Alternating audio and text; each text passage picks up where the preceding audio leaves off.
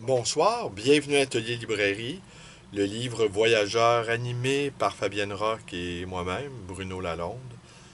Nous sommes à Montréal, le 9 novembre 2022, et je suis dans les catacombes de l'Atelier Librairie, le livre voyageur.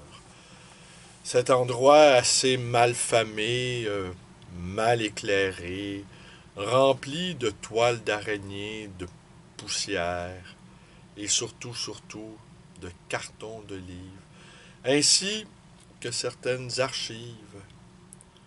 Les archives, ouais, les archives de ma vie, la comptabilité de la compagnie.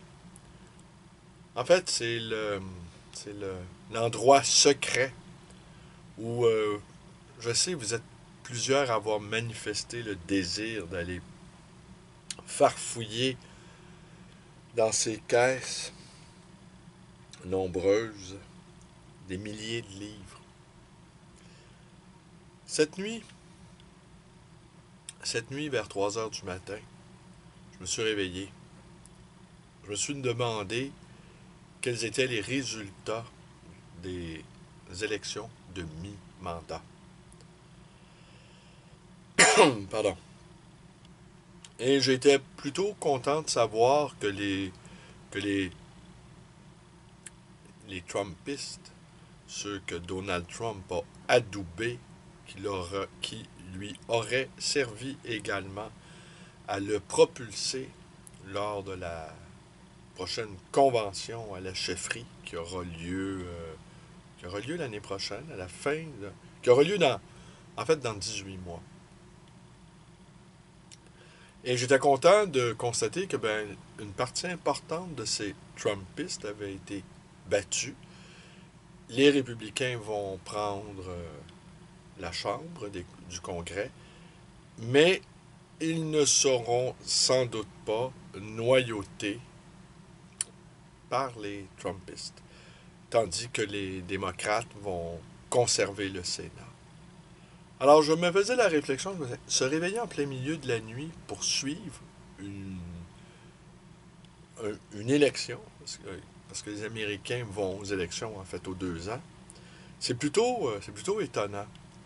Et je me rappelais ces années lointaines, lorsqu'on se réveillait le matin, le lendemain du 3 ou du 4 novembre, et qu'on réalisait qu'il y avait un nouveau président ou que le président sortant avait été réélu. Quant aux élections de mi-mandat, ça n'intéressait qu'une poignée d'experts.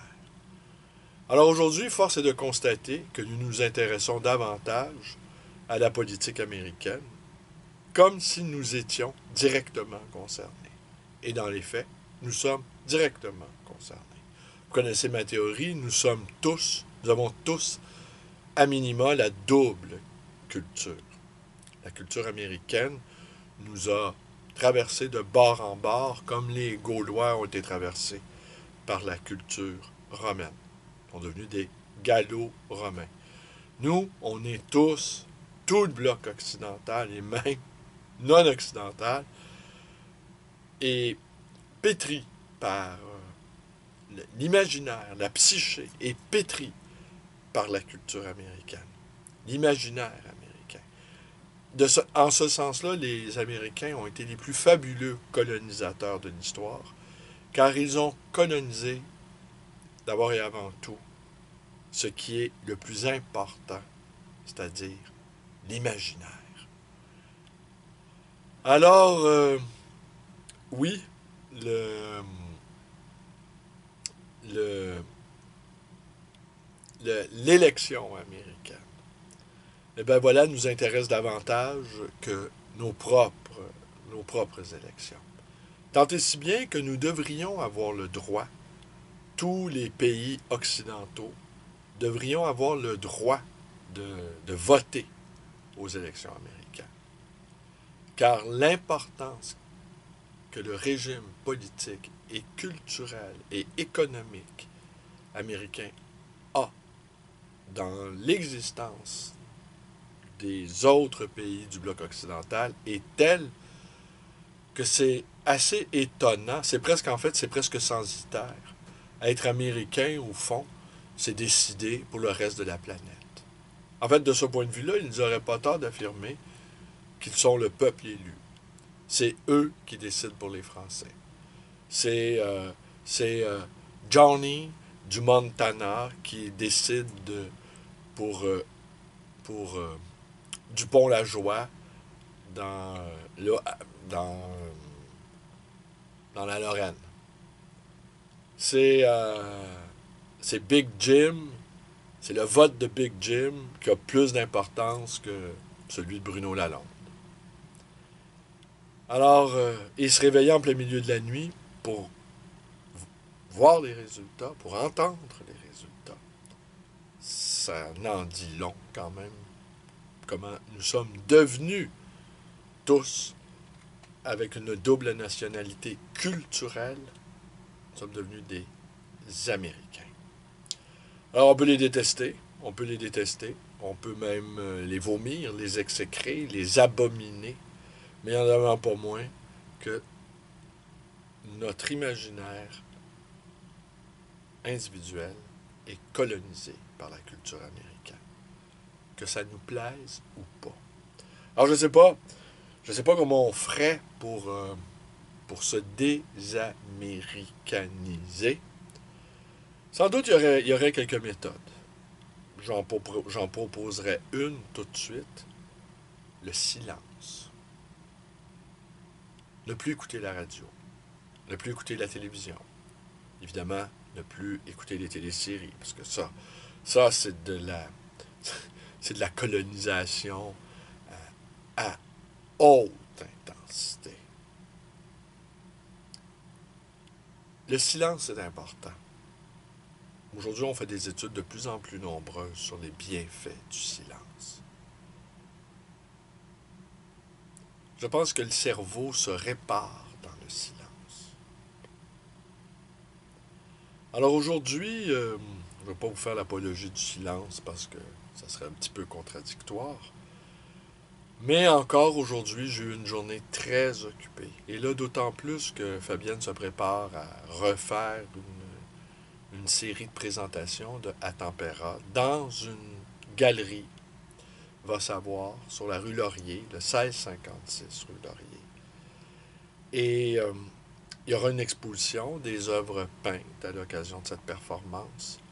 Et nous repartons, en fait, sur un état d'esprit d'effervescence. Et aussi, le temps des fêtes approchant, nous devons mettre en ordre la librairie, dégager les cartons qui obstruent les allées, nettoyer les tablettes, offrir une vitrine avantageuse, créative. Et donc, ces jours derniers, je n'ai pas vraiment eu le temps de lire. Et le soir, je me couche plutôt vanné, il faut bien le dire. Mais ce que je comprends aussi dans ce rendez-vous quotidien de mes vidéos que je n'ai pas manqué de faire depuis le 10 février, c'est que je ne veux absolument pas arrêter. Vous êtes quelques dizaines à m'écouter tous les jours. Vous m'en parlez, certains d'entre vous qui fréquentez ma librairie. Pour moi, c'est important. Et je juge, puisque vous êtes si fidèles, eh bien, c'est important pour vous. Hein, le principe de réciprocité.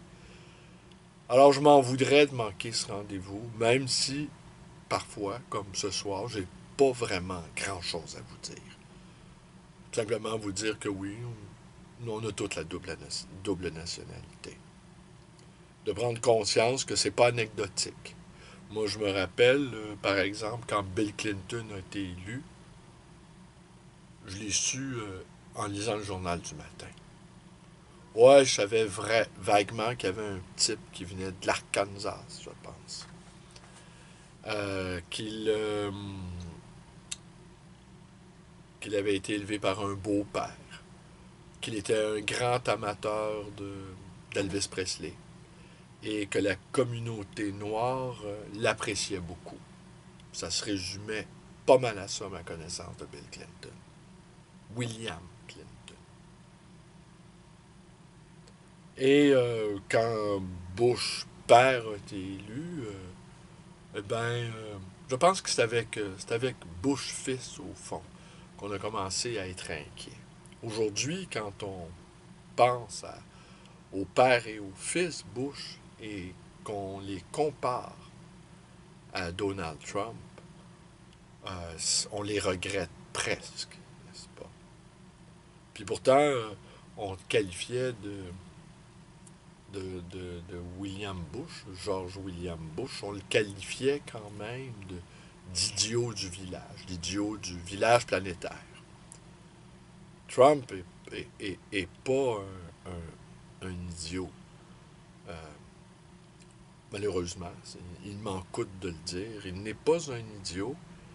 Il est quelqu'un simplement qui a dû faire le même constat que Peter Thiel, Vladimir Poutine, Jeff Bezos, qu'au fond, le temps des États-nations était passé. Et quand on réalise comment des firmes comme McKinsey en France, j'étais effaré de constater que McKinsey aussi avait été engagé pour gérer la crise de la COVID. Et que, sans tomber dans le complotisme, euh, pratiquement, en fait, personne, aucun journaliste n'a interrogé la pertinence d'engager une firme privée américaine comme McKinsey pour, euh, pour donner des conseils comment gérer une crise épidémique, une crise sanitaire. Alors j'ai l'impression que oui, il y a tout un groupe de... Ah, c'est Ginette qui... Ginette. Voilà. Il y a tout un groupe de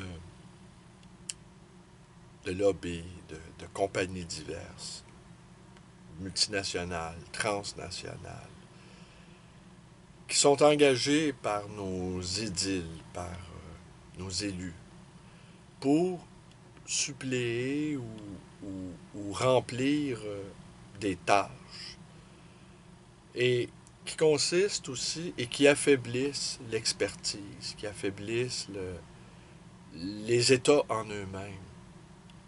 Alors c'est clair, un individu comme Trump ne considère sans doute que l'État américain, ce qu'il appelle hein, l'État profond, ben, l'État profond, c'est la nature même de l'État qu'on souhaite voir disparaître. Et c'est sans doute l'une des raisons pourquoi la-